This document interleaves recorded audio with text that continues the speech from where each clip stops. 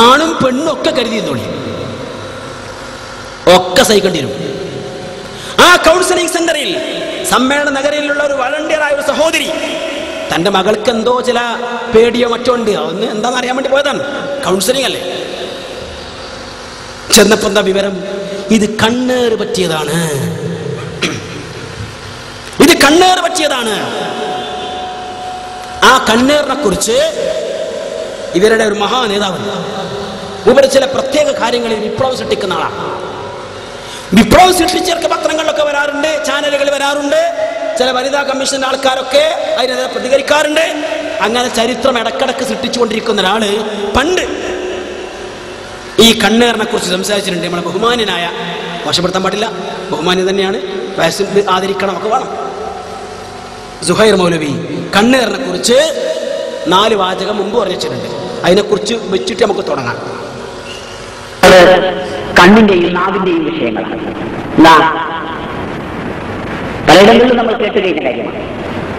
എന്തെങ്കിലും ഒന്ന് പറയാൻ ഒരുങ്ങുമ്പോഴത്തിന് അത് നാവാറാണ്, കണ്ണേറാണ് എന്നൊക്കെ പറഞ്ഞു. ഇപ്പോ കണ്ണുകൊണ്ട് നോക്കിയാൽ മച്ചിങ്ങ ചാടുക, മാങ്ങ ചാടുക, തേങ്ങ ചാടുക, ചക്ക ചാടുക, ആളുകൾ മരിച്ചു പോവുക, തെങ്ങിന്റെ മണ്ണ കാഞ്ഞു പോവുക. ഇത്ര വലിയ കഴിവുള്ള ആളാണെങ്കിൽ നമ്മൾ അതിർത്തി സേനയെ കോടിക്കണക്കിന് ഉറുപ്പിക കൊടുത്ത് പോറ്റേണ്ട വല്ല ആവശ്യമുണ്ടോ? അവിടെ അവനെ നിർത്തിയാൽ മതി. പാകിസ്ഥാൻ സേനയെ ഏത് സേനയും ഒറ്റ സെക്കൻഡ് കൊണ്ട് കാഞ്ഞു പോകും. എന്നാ ഈ രാജീവ് ഗാന്ധി, ഇന്ദിരാഗാന്ധിയൊക്കെ മരിക്കുവോ? അവിടെ വരെ നിർത്തിയ പോരെ ഈ കണ്ണുകൾ കെട്ടുന്ന ആൾക്കാരെ? കുട്ടി മെലിഞ്ഞു. അപ്പൊ നമ്മൾ പറയാ, കുട്ടി എന്താ മെലിഞ്ഞത്, മെലിഞ്ഞു പോയല്ലോ. അങ്ങനെ പറയല്ലേ, പറഞ്ഞാൽ എന്താ കുട്ടി മെലിയല്ല. എന്നാ ഈ തടി കൊണ്ട് വിഷമിക്കുന്ന ആളുകൾ ഡോക്ടേഴ്സൊന്നും പോണ്ട, ഇറ്റങ്ങാനൊക്കെ വന്നാൽ മതി. ശരിക്ക് കുട്ടി മെലിഞ്ഞിക്കണമെങ്കിൽ മെലിഞ്ഞിട്ടുണ്ടല്ലോ എന്ന് പറയേണ്ട ആവശ്യമൊന്നുമില്ല. എന്താ മെലിഞ്ഞിക്കണെന്ന് ആൾക്കാരോട് ചോദിക്കേണ്ട ആവശ്യമൊന്നുമില്ല. പക്ഷെ ചോദിച്ചു വിചാരിച്ചിട്ട് കുട്ടി വലിയോ? ഇല്ല. ചോദിച്ചു വിചാരിച്ചിട്ട് കുട്ടി തടിക്കുവോ? ഇല്ല. അതിലൊന്നും അർത്ഥമില്ല. ചിലര് കാണാം ഒരു കറുത്ത ചരട് അരി കിട്ടിക്കുന്നു, ചെറിയ കുട്ടിയില്ല. എന്തിനാ കറുത്ത ചരട് തന്നെ? എന്തിനാണ് ചരടിട്ടേണ്ട ആവശ്യം? പള്ള തൂങ്ങാതിരിക്കാനാണ് ഈ ബിലീസ് വ്യാഖ്യാനം നൽകുന്നത്. കയറുകൾ കെട്ടിയ പള്ള തൂങ്ങലാണ് ഇങ്ങനെ ഡോക്ടർമാർ പറഞ്ഞതാണ്. ഡോക്ടർ പറഞ്ഞിട്ടാ കിട്ടുന്നത് അല്ല. പിന്നെയോ അതെന്താ വെച്ചാല് കുട്ടിന്റെ മുഖത്ത് നോക്കിയിട്ടുണ്ടെങ്കിലും മനസ്സിൽ പറഞ്ഞെങ്കിലോ അത് പറയാതിരിക്കാൻ, നോക്കുമ്പോൾ പെട്ടെന്ന് ശ്രദ്ധാകേന്ദ്രമാകാൻ നല്ലതൊരു കറുത്ത ചരടാണ്. അതുകൊണ്ട് കുട്ടിയെ നോക്കുമ്പോൾ ആദ്യം കണ്ണ് ചെന്ന് പറ്റേണ്ടത് ചരടില്ല. ചരട് ചത്താലൊന്നും വരാൻ പോലല്ലോ. അല്ലെങ്കിൽ കവിളിലൊരു കറുത്ത മറുകിണ്ട, കറുത്തൊരു പൊട്ടു തൊട്ടു, അല്ലെങ്കിൽ ഐബ്രോ കൊണ്ട് ഒരു കറുത്ത പൊടി ഉണ്ടാക്കി. എന്തിന്?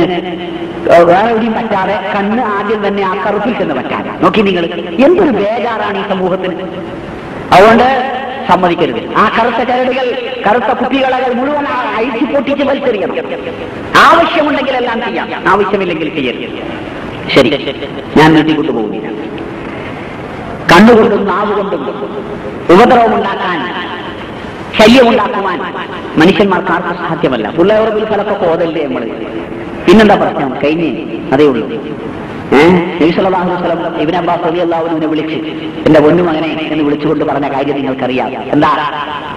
ഇന്നും ഇൻസും എല്ലാവരും കൂടിയാൽ അവർക്ക് ആർക്കും നിനക്കൊരു ഉപദ്രവം ഉണ്ടാക്കാൻ കഴിയില്ല, അള്ളാഹു നിശ്ചയിച്ചതല്ല. ഇന്നും ഇൻസും എല്ലാം കൂടിയാലും നിനക്കൊരു ഉപകാരം ഉണ്ടാക്കാൻ കഴിയില്ല, അള്ളാഹു തീരുമാനിച്ചതല്ല. നിസ്കാരം കഴിഞ്ഞിട്ട് പുറത്തിറങ്ങും. നിസ്കാരം കഴിഞ്ഞിട്ട് നമ്മൾ എന്താ പറയുന്നത്? അല്ലാഹുമ്മ ലാ മാനിഅ ലിമാ അഅ്തൈത വലാ മുഅ്തിയ ലിമാ മനഅത വലാ റാദ്ദ ലിമാ ഖളൈത. അല്ലേ?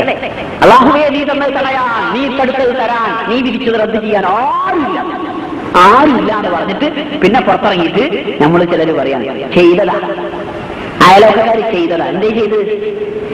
കുട്ടിക്ക് വയറുവേദന, കുട്ടികൾക്കൊക്കെ വയറുവേദന, മരുന്ന് കൊടുത്തതാ? അല്ല, ചെയ്തത് എന്ത്? സിഹിർ, മാരണം.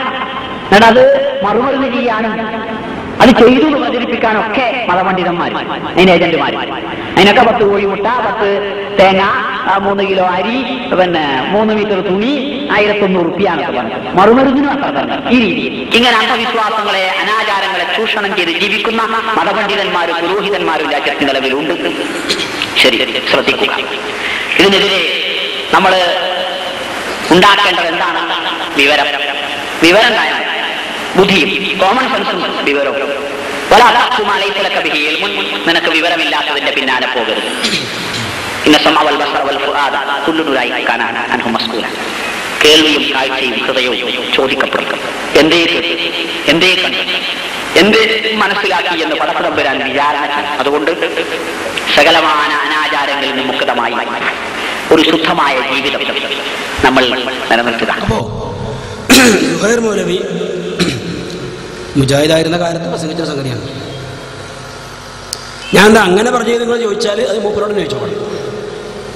ഇപ്പോൾ അദ്ദേഹം പറയുന്നതും എഴുതുന്നതും ഖുതുബ നിർവഹിക്കുന്നതുമൊക്കെ ഈ ആദർശത്തിൽ നിന്നുകൊണ്ടാണോ എന്നുള്ളത് മിനിമം ഫാറൂഖ് കോളേജ് പള്ളിയിൽ ഖുതുബ കേൾക്കുന്ന ആൾക്കാർക്കെങ്കിലും അറിയാം. ഞാൻ പറഞ്ഞു വന്നത് ഈ കണ്ണേറിനെ കുറിച്ചാണ് നമ്മുടെ കോട്ടക്കല സമ്മേളനത്തിൽ കൗൺസിലിംഗ് സെന്ററിൽ ഒരു കുട്ടിയുടെ മാതാവിന് കൗൺസിലർ വിവരം കൊടുക്കുന്നത്. കൗൺസിലർ പുറത്തുനിന്നാരെ വിളിച്ചോടുന്നല്ല, അവനാണ് അവനും. കുറെ കൗൺസിലർമാരുണ്ട്, അതിലൊരു കൗൺസിലർ അവിടെ വന്ന് അടിയടത്തിയത്. ഞങ്ങൾ മുമ്പ് ചാത്തലൂരിൽ ഈ ഒരു പെണ്ണിനെ അടിച്ചപ്പോ അതിനെക്കുറിച്ച് ചെറുവാടിയിൽ പോയി പ്രസംഗിച്ചു. അത് കാരണമുണ്ട്. ഡോക്ടർമാർ എവിടുന്ന ഇറങ്ങണം, അവിടെയുള്ള പോണ്ടത്. അവിടെ ചെന്ന് പ്രസംഗിച്ചു. അപ്പോ അവിടെയുള്ള മഹാനവറുകൾ പ്രതികരിച്ചെങ്ങനെ അറിയും? ഇതൊക്കെ ഒരു VC തന്ത്രമാണ്. ഒരു കൗൺസിലർ കൗൺസിലിങ്ങിന് വേണ്ടി ഉപയോഗിക്കുന്ന രഹസ്യങ്ങൾ ചോർത്തിയെടുക്കുവാനുള്ള VC തന്ത്രമാണ്. ഞാൻ തിരിച്ചു ചോദിച്ചു, അല്ല സുഹൃത്തെ, കൗൺസിലിംഗ് എന്ന പദത്തിന്റെ സ്പെല്ലിംഗ് എങ്കിലും അറിയാൻ മാത്രമുള്ള ഭൗതിക വിദ്യാഭ്യാസം താങ്കൾക്കുണ്ടോ? കന്നോട്ടാൻ അറിയാം, ഒരു വിദ്യാഭ്യാസം. മാത്രമല്ല, ഏത് കൗൺസിലിംഗ് കോഴ്സിലാണ് വടിയെടുത്ത ആളുകളെ അടിക്കാനുള്ളത്? വടിയെടുത്ത് അടിക്കുക എന്നത് ഏത് കൗൺസിലിംഗിന്റെ ഭാഗമാണ്? ഇന്നുവരെ അയാൾ പ്രതികരിച്ചില്ല. കഴിഞ്ഞൊരു 6 മാസം മുമ്പ് ഞാൻ ചെറുവാടിയിലെ പ്രോഗ്രാമിൽ വരും. അന്നത്തെ സംഭവം എന്താ അറിയോ? തലേ ദിവസം ഒരു കാറിൽ കുറച്ച് ആൾക്കാർ വന്നു, ഒരു കുടുംബം. അവർ വന്നിട്ട് ചോദിക്കുന്നത്, ഒരു കടന്റെ മുമ്പിൽ നിർത്തി, ഡോക്ടർ ജമാലുദ്ദീന്റെ വീട് ഏതാണ്? അപ്പൊ ഇവര് പറഞ്ഞു, അങ്ങനെ ആളുവിടെ ഇല്ലല്ലോ. അപ്പൊ ഈ കുടുംബത്തിന്റെ മറുപടി, അല്ല ഉണ്ട്, മാനസിക രോഗമൊക്കെ ചികിത്സിക്കുന്ന ആളാണ്. അപ്പൊ ഇവർ വീണ്ടും പറഞ്ഞു, ഒരു ജമാലുദ്ദീൻ എന്ന പേരിൽ ഫാർമസിസ്റ്റ് ഇവിടെ ഉണ്ട്, അതൊക്കെയാണോ ചോദിച്ചു? അല്ലല്ല, ഡോക്ടർ തന്നെയാണ്, ഡോക്ടർ ജമാലുദ്ദീൻ. അപ്പോഴൊക്കെ പറയപ്പെട്ട മഹാൻ ഇറങ്ങി വന്നു ഇവരെ വിളിച്ചുകൊണ്ടായി. ഞാൻ എൻ്റെ പ്രസംഗത്ത് പറഞ്ഞു, ചെറുവാടിക്കാർ ഭയങ്കര സൗഭാഗ്യമാണ്.